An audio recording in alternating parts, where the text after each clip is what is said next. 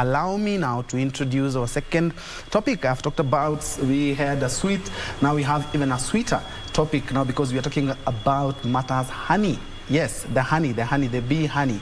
And I'm joined by two experts here to discuss matters apiculture and how it can be helpful now that in Kenya, as we speak, there's a drought that has stricken parts of the country, and Kenyans are also practicing beekeeping, which is apiculture, as a way to add some money in their pockets and also as food. Allow me to introduce, on my immediate left, we have Frederick Otieno. Karibu sana bana Frederick. Thank you very much. Frederick is the CEO of Agriculture Platform of Kenya, APK. Not the party, but also Apiculture. shares Apiculture, Apiculture Platform of Kenya. Yes. Thanks for that correction. And my extreme left, we have Dr.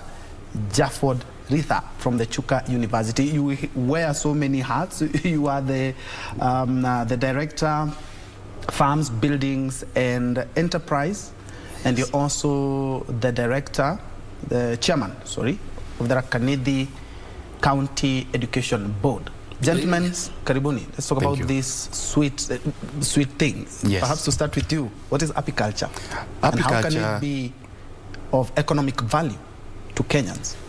Apiculture is basically beekeeping, which is an art and science of managing bees and plant resources for the purposes of food, medicinal, and also in income.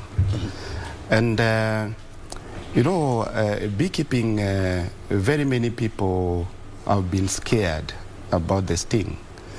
But you know, this thing is also beneficial, because they say fuata nyuki ule asali. No. So but generally, beekeeping, the work of the bees is to pollinate.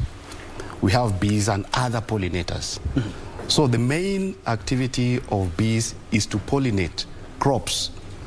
And when pollination happens, you find that even the food production increases. And when the food production increases, you also find that our pockets also get some income. Because of the pollination, leave alone the honey now. Yes, because of the pollination. And you know, when bees are doing the pollination, they're also collecting something from the flowers or the crops. We have the pollen, we have the nectar. These ones, they do them to collect, to use as their own food. And as they store their food in the name of honey and pollen, we human beings also go and steal to use for our own benefit as food, and also as medicine. Also, we use these products from the bees to sell and get some income for household use. So you find that enterprise solutions also come in when you are keeping the bees. So apart from pollination, you also get some income. And maybe later we can also discuss on how beekeeping as a whole can also contribute to income, or to enterprising solutions to households, and also to the common mwananchi. Okay. Yes. Doc, what is the current status of apiculture in the country? I remember growing up, we had those, the old ones, which you have to cut the tree trunk and then make a hive from that. But a lot has changed since then. We also have bees that sting and bees that don't sting. But before then, what is the current stature or the status of apiculture in the country in regards to the situation that we're currently experiencing, that is drought? Sure. Thank you very much. I appreciate that. This country, we have the beekeeping as an enterprise that is probably going through metamorphosis. It's going through the development. To start with, we began with the log beehive. And this log beehive is a traditional method where you cut a tree trunk, and then you make it hollow, and then you prepare it for the purposes of bees. So where the queen can have some space, and also the bees can now make their honey. And the development, that one, of course, you do very little harvesting in terms of the quantity of the kgs of honey you can harvest. But of course, developments have been ongoing. We have made the top Beehive, Kenya top Beehive. We've made the Langstroth Beehive. So these are, again, improved versions of beekeeping, or beehives rather. And as a result, you are able to get more honey, bees making more honey, and also harvesting more times within the year. But of course, having said that, you realize as a country, we have not developed this enterprise of beekeeping such that it is given a lot of attention in the country. So as a result, it is not very well established. But moving forward, I think this is a sector that we need to have an eye on, simply because the potentials the potential is there for this sector to develop, and also to generate income for the very rural poor and small farmers who can make more income. Of course, both small scale and also it is applicable in a large scale setup. So apiculture development is critical in this country, and I think at this level, I think almost every household, over 90%, they're using the honey as a product. And of course, other products of bees are also being used in the household. Of course, you also realize the lifespan of a bee depends on weather and also the kind of work the bee does. There are those bees that are workers, there are those bees that are drones, there are those bees that the queen bees, and you realize they live different. They have different lifespans. As a result of the climate change, it can affect the way the bees grow. Actually, I was to come to that question, but a little bit later, how climate change and human action has changed apiculture in the country. But before then, let's first of all delve a little about the bees themselves. As I said, growing up using the log beehives, and you have to go harvest while naked at night with a lot of smoke. But a lot has changed since then. Here there are bees that don't sting, and before this conversation, before we started this conversation, we were talking about that, and you were saying some of the differences that we have. Perhaps you can enlighten us on that. In fact, I just wanted to add on what Dr. has said about the transition of the technology of hives. You know, like the traditional log hive, very many people, or those people who are living in near the forest, they like it more than this other. But you find that the reason why the changes has occurred is to improve how to manage the bees inside these hives. Because you find that, like, for example, in a log hive, managing the bees there sometimes is very difficult. But you can still get good quality honey. The challenge is that when you don't get honey, but you get, like, for example, the broods only, you will destroy the combs, but you will not be able to return those combs. And even if you will return them, it will give the bees hard time to build and also to rebuild, and also maybe to cement the combs which has been destroyed. And that is the reason why the transition has been going on, like, for example, the top bar hive, whereby a beekeeper can be able to remove a top bar, then return it when it is not ready, when the honey is not ready, so that you don't destroy that. Then we also have now the Langstroth hive and other modern, the framed hives. So in the framed hive, you find that when a beekeeper extracts the honey, they will not destroy the combs as opposed to the top bar hives. So in the top bar hives, when you remove the honey, you will destroy the whole comb. So giving the bee another time, a longer time to construct the comb. So those are the transitions that has occurred, so that the beekeeper has that easy time to manipulate the bees and also to handle the bees.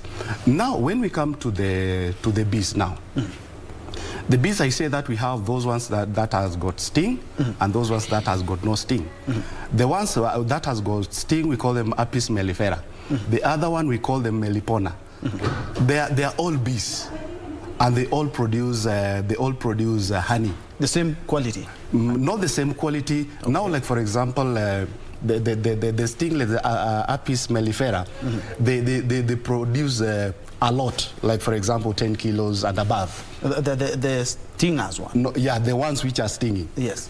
So for economic purposes, you can go for them even if they are stinging.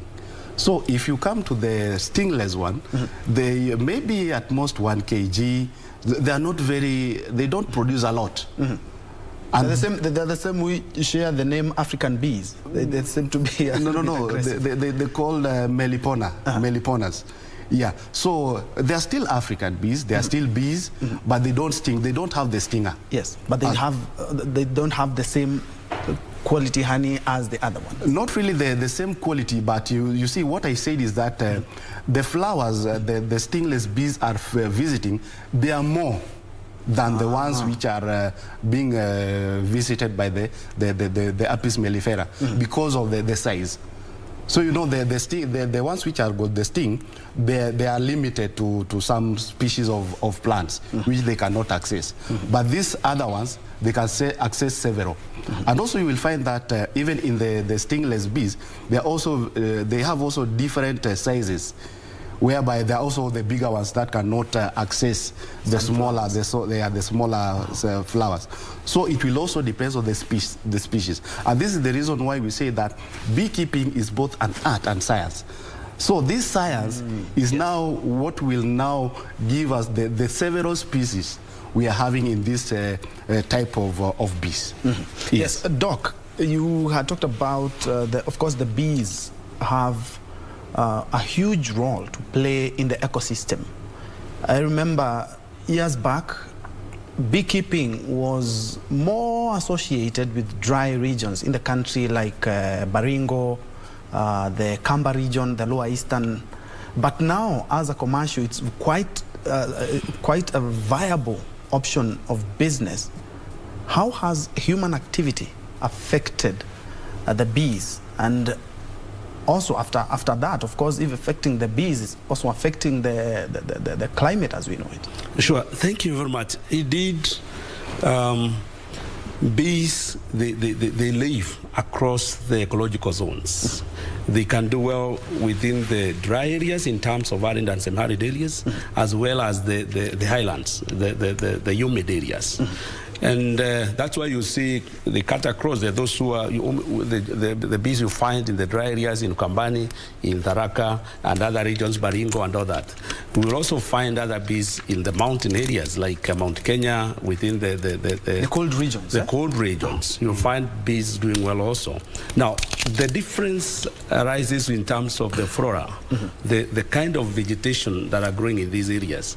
And this vegetation, because bee generally as a pollinator, they will pollinate all kinds of plants, both the trees, the shrubs, and also the herbs and the fox, so, and even grasses. So you find the pollination takes across all the plants. So basically, bees will have a role to play, critical role to play in pollination, and this pollination obviously affects the growth of the plant, and also the breeding of the plant and the production itself. So that is why we have to protect and ensure that we have bees. Now, coming to the question you have asked directly on human activities and the climate change, the fact of the matter is, humans, in the course of development and the population increase, people have devised various methods of their survival. Among them is where you find a lot of deforestation has taken place. There is a lot of changes in what we are calling land use change. And because of the land use changes, you find that the farming practices that people used to do in the past, they no longer do them. Like those days when you are young, that people used to farm without using chemicals. Yes. They would farm just more or less like what you used to call shifting cultivation. You don't apply chemicals, and therefore there was nothing affecting the bees. So the bee population was there and all that. Now, as a result, because of these changes of the land use and also deforestation that has taken place, you see people are doing charcoal burning. That means you cut a tree, and the macular tree can take longer to grow. If you cut a tree today, to get the same tree probably is to take about 30 to 40 years. That tells you that you reduce the biomass, and also you reduce the where the bees, the extent of the bees to pollinate. Therefore, that effect has affected the bee population and also the honey production. But in terms of the plant species that are there, you find that honey is medicinal. Yes. Why is it medicinal? It is because of the kind of nectar that is picked by the bees. If the bees pick, for instance, a plant like Ocotea sambalensis, or you pick a plant like the murubaine, or the Prunus africana.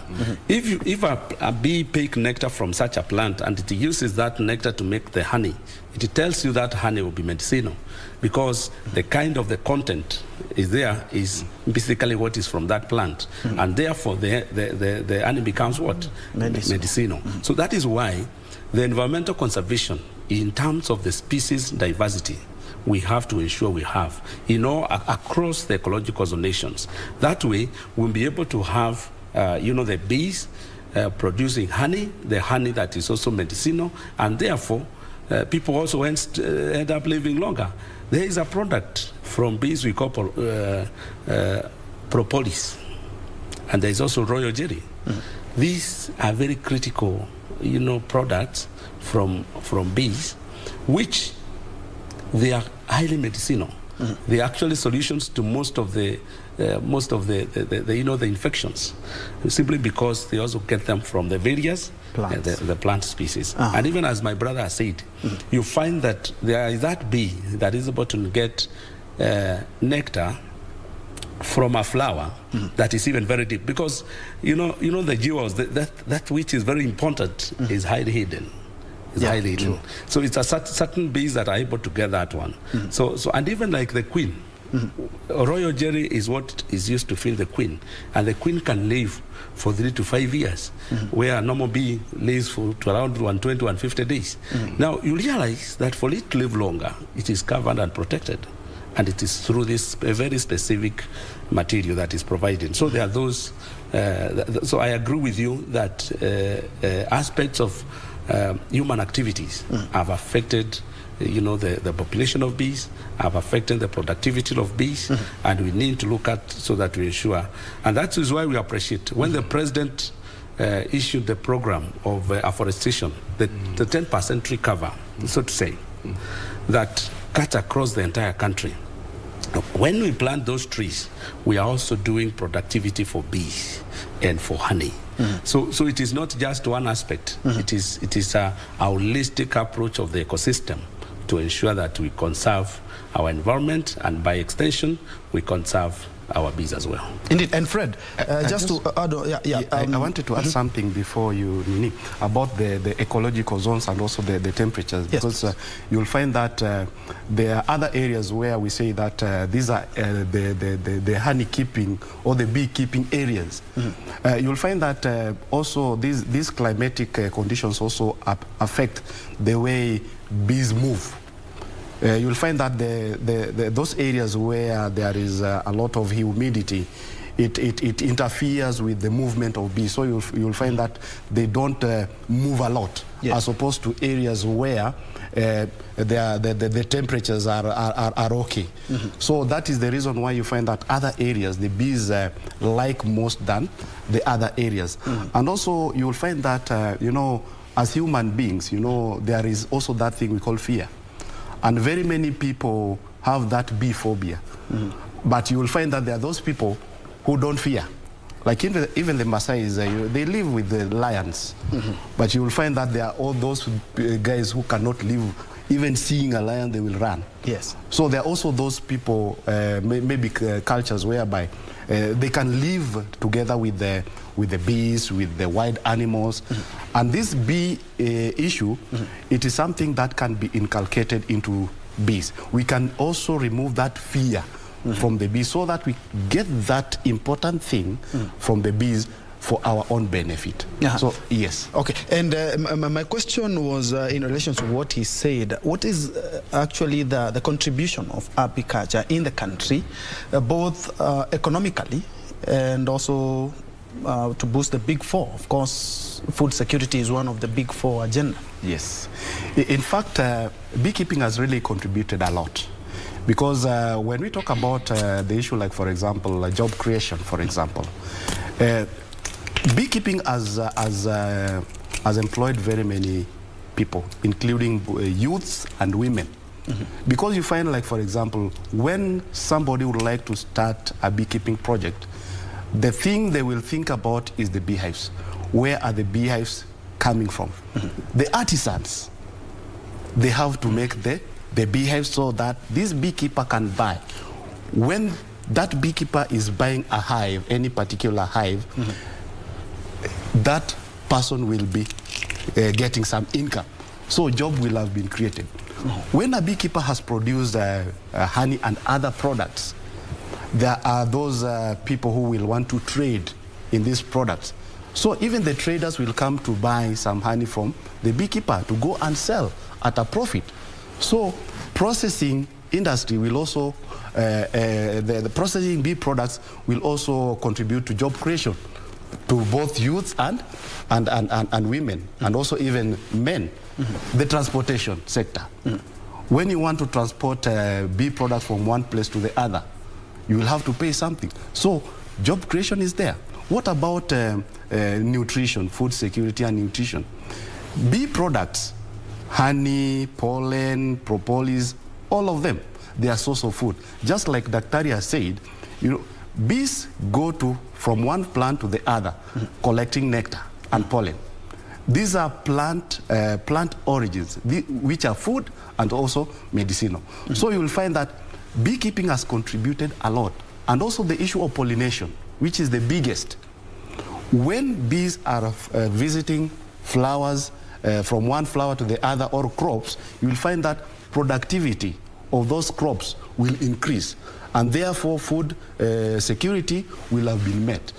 Meaning beekeeping contributes a lot in terms of even the big four agenda we have. Yes. And Doc, perhaps to pick it where Fred has left, Kenya being, you've talked about the humidity and the temperatures. Kenya being a sub-Saharan country has very good temperature for beekeeping, and the demand for honey in Kenya is so high, but the production is still quite low. Why is this? Yeah, thank you very much. I think Kenya is a favored country in terms of climatic conditions. Where it is located, the equator passes along, cuts between the country, and that is to say we have within the tropics. And therefore, you can have the experiences of both summer and winter, even at the same time in this country. There are some areas which are winter, while others are in summer. Yeah. Now, that is to say that we can maintain the productivity of bees in our country. And of course, even when you are talking about the bee movement, where the bees moves and the ability to move, of course, you know, areas where temperatures are high, the bees will tend to move faster and longer distances as compared to cold areas. And our productivity has been low as a country. I can tell you, if we are able to focus on it, I think it's because there has not been a very keen focus in terms of promotion of beekeeping as a value chain in the country. And I'm happy that now government has developed this. There are certain areas in the country where some counties which are prioritizing beekeeping as a value chain.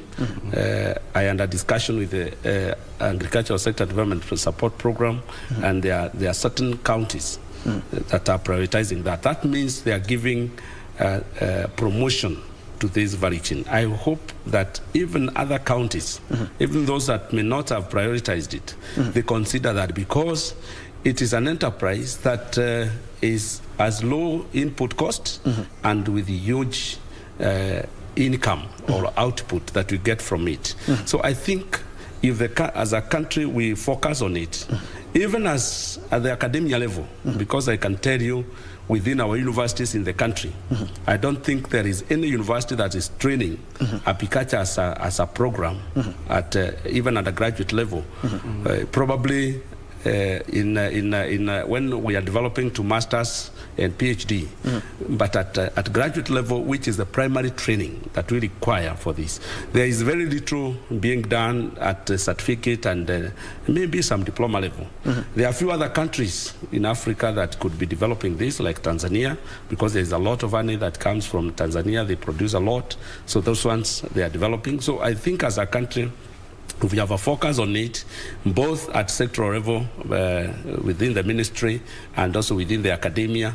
And because there is a lot of potential in terms of the private sector who are developing, who are processing honey and making and marketing it, we are able to develop the sector. I think honey is also a product that you can earn a lot of foreign exchange through exporting honey and the products that are related to bees. That is the honey itself, and even the royal jelly I was talked about, the propolis, and if we have beeswax as well, we can also develop that sector. So as a country, we need to have a deliberate effort so that it is developed and it is supported. Yes. And Fred, Doc has touched something on the byproducts of honey. What are some of the available value addition opportunities in Kenya? And another question, as we were having these discussions, some pictures were on our viewers' screens. How much would one beehive cost? And is it a viable option? 1, 2, 10, 20? Yeah, maybe if I start with the last one. You know, different artisans or manufacturers, they have done their cost-benefit analysis on how to sell their products. And maybe averagely, if I talk about the average prices of the beehives, like for example the Langstroth hive, an average price of around 5,500, it can even go up to 7,000 and above. You can also have a Kenya Toba hive at between up from 4,500 to 5,000, even up to 6,000, depending on where the raw materials have been found. So I think the scales, economy of scales, is what will make it viable, because you find that when you want to start a beekeeping project, you can start with that with at least 20 beehives, then up to 1,000 or whichever number you want to start with, depending also the space you have. And now when we come to business opportunities in value addition, like for example, if you take for example honey. Honey can make very many things when you add value to other things, like for example cosmetics. When you come to cosmetics, like the facial creams, which whereby the honey can also make even the product to be used for facial creams, or the body creams to make the body soft. They can also be used for like the cough syrup. Yeah, you can also use like a product like beeswax to make even the milking salve for milking, the body cream, the lipstick, the Q-Tex, the polish. Very many products. And we have to import all these products. We have to import, but these are opportunities that has not been explored. And with the training and capacity building, and through the support with development partners and also the government, I think these are some of the opportunities that can be created, so that we can also create job opportunities to our youths and also our women and even our community members we have. Okay. Yeah, and I also wanted to contribute towards the issue you were talking about on the production. The production, you'll find that some of the challenges we are having is that first of all is data. Data is very, very big issue, because you find that maybe there are some other productions taking place, but it has not been reported. If it has not been reported, no action can be taken. So data is something that can also help us to even help our national government on decision making. Another thing is about the expertise. We have less expertise to ensure that how to manage, how to work with the bees, how to remove that bee phobia among our community members can be done. So if we train our experts so that we can have many experts or more experts to help our farmers or our beekeepers to get that courage on how to make on how to handle the bees, I think we can also increase the production. Okay. And also the issue of environmental conservation is also very, very key, because without conserving the environment, we will be interfering with the nectar source for the bees, to ensure that the production is increased. Okay. Another thing is also about the pesticide use, how to use them well. I think that is also something that can also be, the stakeholders can be brought on board so that we can discuss on how to use the pesticides safely, so that even the bees and other pollinators cannot be killed. Okay. So those are the issues. Okay, Doc, your university, Chuka University, is holding a symposium from the 2nd to the 4th of February.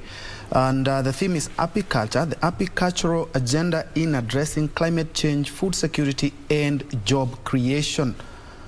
Tell us why Chuka University has decided to host this kind of symposium, and what are some of the benefits, or what are some of the things that are going to be discussed in this 2-3 days workshop? Yeah, thank you. Chuka University is, of course, a public university that is chartered, located in Tharaka Nithi County, Chuka. And the focus, it has a niche area orientation of environmental conservation. And as you may be aware, our Vice Chancellor is an animal scientist. Yes. And being an animal scientist is very passionate. Professor Joka, Erastus Joka, and very committed in agricultural development. Chuka University has an acreage of 623 acres of land.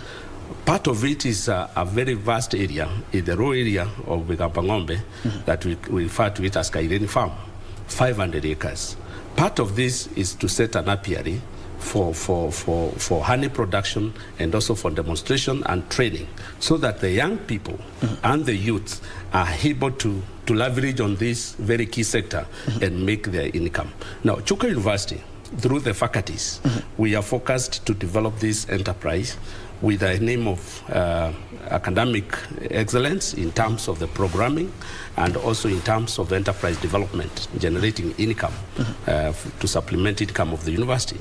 And Chuka University, being oriented in environmental conservation, together with with our campuses that we have in various parts like Chogoria campus, the Tharaka University College, which is also a constituent college of Chuka University, we want to come together and ensure that this symposium that we are developing, we want to have a discussion on the status of the importance, and therefore bring people on board so that they develop the infrastructures are required for this value chain. And we know that as a university, we have 3 main mandates. One of them is training. So we want to train on this sector, and it's in a holistic approach, and how it relates to other disciplines like agriculture, crop production, the rest of the animal keeping, and so how can we integrate this? So we need our farmers to learn that. Number 2 is the research. We want to conduct more research and collaborate more with the like-minded and those who are doing, who are developing value chain along this value chain, and research projects are developed. So as a university, we are going to carry research even through our postgraduate programs, so that our students, we can have more learning in this. And then the last one is on dissemination, where we share and outreach, and we share with others. So the university is committed to this. We know once that concept is understood within the university setup, we are able to create jobs for the youth and the women, because you don't need to own land for you to generate or to make money through bees or through beehives. No, we have the CFAs, the Community Forest Users Associations. Yes. We have the RUAs, Water Resource Users Associations, to manage the riparians, and you have also the human farm, the private farms, where people can make income while seated as they run along the rest. Yes, there is integration. Yes. Bees are making money for them. Gentlemen, Sure. unfortunately, we're out of time. I know bees have also been used in places where there's human-wildlife conflict. That is also a discussion we should also have. And also some of the threats to the bee, because at the end of the day, we need to conserve the bees. I've also told a story by my grandmother, who told me a story why the bee and the housefly were brothers, but the grandmother was sending the housefly, and it was refusing to do what it was told. So it was cast and told, you will be feeding from the human waste. And the bee, because it was obedient, was told, people will be eating your waste. Yes. And of course, I think that was something interesting that taught us some values. I hope you have learned something. Thank you so much for joining us. I have been hosting two of the best when it comes to matters apiculture, and they will be holding a symposium at the Chuka University from the 2nd to the 4th of February, where they'll be talking about apicultural agenda in addressing climate change, food security, and most of all for young people, job creation. I was with Frederick Otieno. Thanks so much for coming, with the CEO Apiculture Platform of Kenya, APK, and of course Dr. Jafford Rida from the Chuka University. You wear so many hats. Allow me, because of the interest of time, to just introduce you the same way. Thank you so much, gentlemen. Thank you. Thank you. And thank you for watching. My name is Ben Troy Njoe, and Lucy Mwaura is on the bottom of your screen handling the sign language interpretation. For now, Kurunzi Mashinani. Thank you. Gentlemen, thank you so much. Thank you, Joy.